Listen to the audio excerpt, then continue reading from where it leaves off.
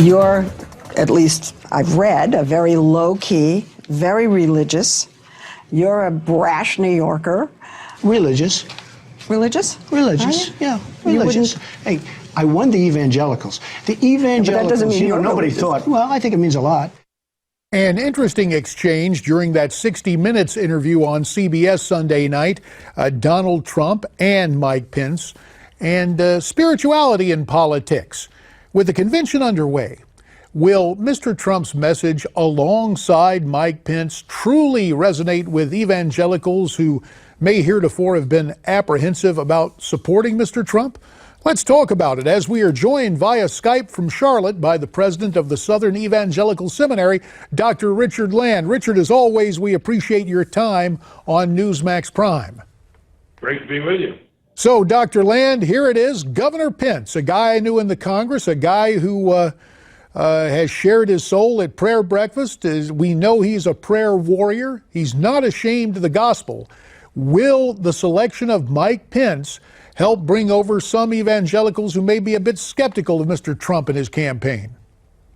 Well, I think it will and should. I wrote an open letter to Mr. Trump last week, and I said that one of the most important things he could do to solidify his support among evangelicals would be to pick Mike Pence as his vice presidential nominee. I've known Mike for a long time. He is the 24-karat gold genuine article. He means it from the core of his being when he says he's a Christian first, a conservative second, and a Republican third.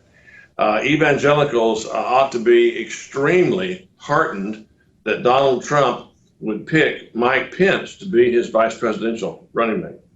And yet the dynamic of the two candidates of this ticket, very interesting, because during that same 60 Minutes interview, Mr. Trump, of course, said, hey, look, I won that evangelical vote on my own, but there's no doubting that Governor Pence will help as we move along toward November. Once again, here's an excerpt of that interview.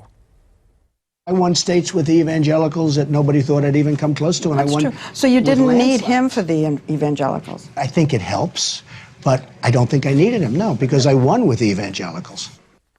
There have been others who have described Donald Trump as a, quote, baby Christian. At the same time, the Constitution makes it clear there shall be no religious test to serve in office in the United States. I'm just kind of interested, since you have reached out and you're part of the Evangelical Executive Board offering advice to Mr. Trump, what is your assessment of Donald Trump? Bold, brash, a believer? I don't know. I'm not qualified to make that judgment. They reached out to me and they asked me if I'd be willing to be part of the executive committee of the Evangelical Moral Advisory Board, and it did not require endorsing Mr. Trump in order to be on it. And I have not endorsed Mr. Trump. I'd have to have a personal conversation with him as a pastor. I would want to have a personal conversation with Mr. Trump and ask him if there's a moment in his life where he has asked for forgiveness of his sins. We know earlier he said he had never felt the need to ask for forgiveness.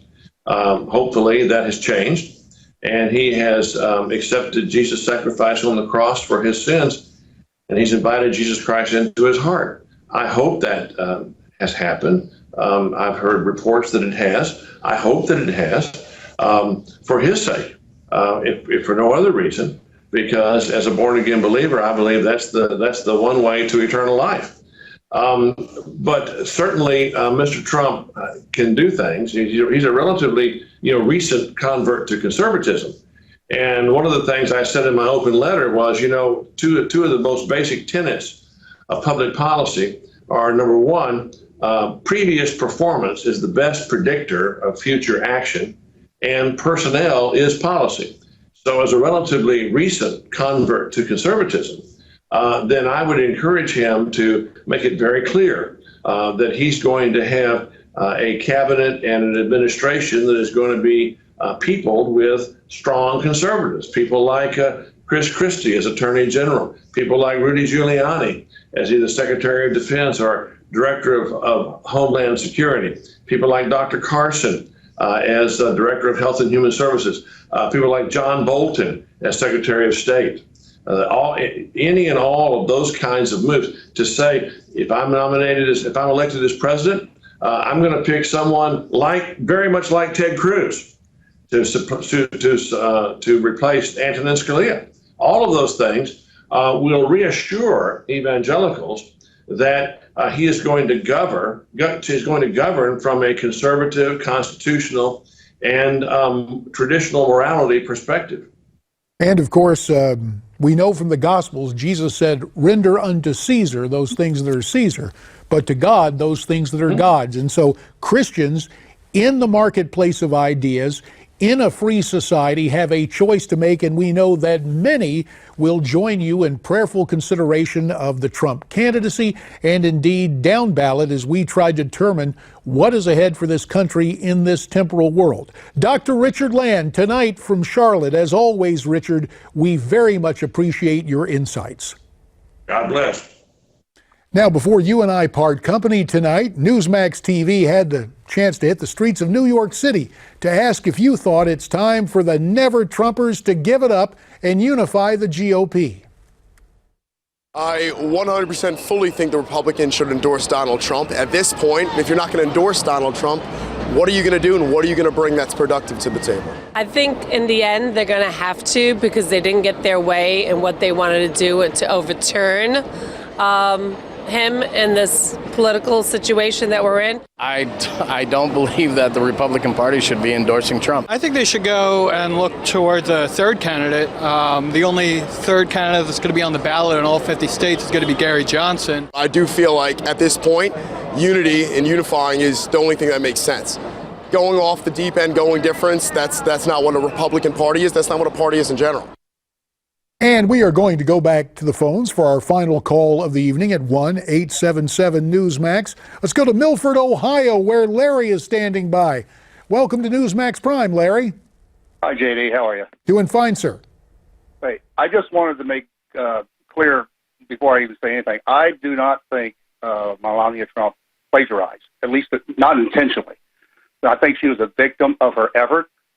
You know, all the first ladies or presumptive first ladies, they have positions to fill, and they have to make an effort. They basically address social issues, and I don't think she's any different.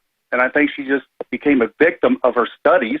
I mean, she probably studied many speeches by many first ladies down the line, and you know, there's only so many words that will describe certain efforts. Sure, working hard is hard work. Yeah, that's right. There are just uniform words to use. And Larry, we appreciate your words of wisdom tonight from Milford, Ohio, when you say, hey, look, Melania gave a good speech. As always, we appreciate what you have to say, and we appreciate you watching Newsmax TV. A reminder that tomorrow night and Thursday night, we want you to join us. Coverage begins at 7 tomorrow night with our good friend Ed Berliner. Then I will be behind this desk at 8 and carry you through till midnight on the East Coast. That'll do it for tonight. We'll be looking for you tomorrow. Stay brave, stay free, stay tuned, and thanks.